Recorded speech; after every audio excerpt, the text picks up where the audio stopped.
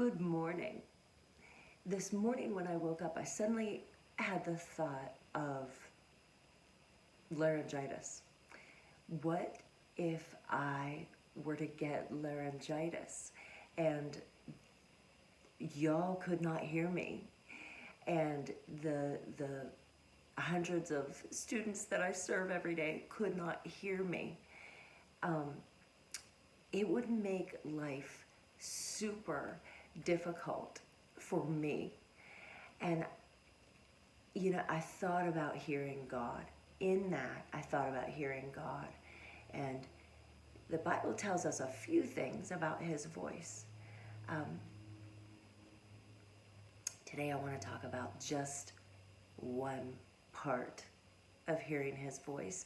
And it's a verse in Psalm 46, verse 10.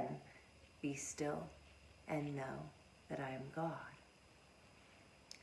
And I think about the times that I've heard his heart toward me the most clearly, the best. And those were times when I was able to allow him to still me before him. In my mind, at any moment, are 17 different conversations going on. I'm thinking about what I need to do today, this week, this month. I'm thinking about what I need to do within the next hours and minutes. I'm thinking about a conversation that someone had with me yesterday. I'm addressing financial needs. I'm addressing menu needs. What am I going to cook for dinner today? I'm thinking about some projects that are due. And with all of those things going on in my mind, there comes this rub. Like, if I'm listening to all of those things going on in my mind, there's no room for me to hear the Lord, because he wants us to exalt him, to lift him higher than those concerns. And the Bible says we're seated with Christ in heavenly places. So when we exalt him above our concerns, we actually put ourselves above our concerns too. So we can act and live out of that place, that higher place, and look down on what concerns us. It's beneath us. It's under our feet. But God's voice in the everyday, I'm not going to hear his voice very well when his voice has to fight with all the other voices in my head. I need to learn to be still so I can know that he is God. And there's a story in the Bible. Elijah had just fought and won an amazing battle. And in the exhaustion from that battle, he became depressed. And, God sent angels to minister to him, to feed him, to encourage him. And Elijah just couldn't seem to snap out of it. He couldn't seem to let go of all the voices in his head. And some of the voices in my head are my own voice, the one that's rehearsing what I'm going to say to God. Rehearsing the well thought out speech that I'm going to make to God. And Elijah kind of did that. The Lord said, "Go out and stand on the mountain in the presence of the Lord, for your God is about to pass by."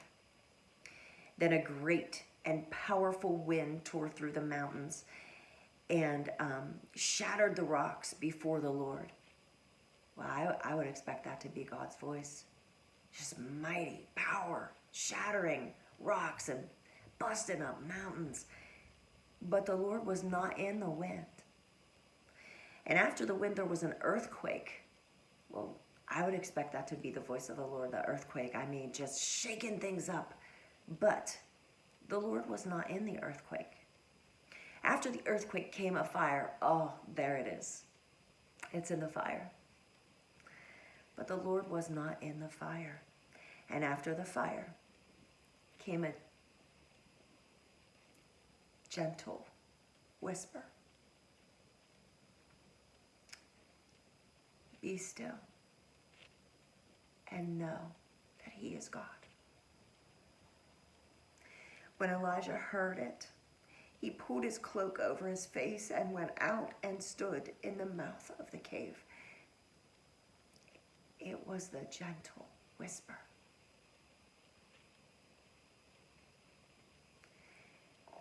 And the voice of the Lord said to Elijah, Elijah, what are you doing here? What do you want? What do you need? What can I do for you? And then Elijah told God his well put together speech, that voice in his head.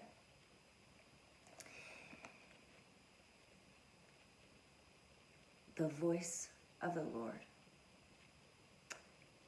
It says in another psalm that his voice crashes the cedars, like it explodes things. His voice is powerful like many rushing waters. But today, I want to talk about the voice of the Lord that is still and small, and how we need to still ourselves to hear him. Today, this week, as you go out into your day, into your week, I need the refreshment that comes only from hearing God. And so would you choose this day to still your mind and your heart, to put all your concerns aside, to breathe deep, and use the eyes of your heart, use your imagination to see the Lord. Be still and know that he is God. And let him overwhelm you with the gentle whispers of his love, of his correction, of his direction.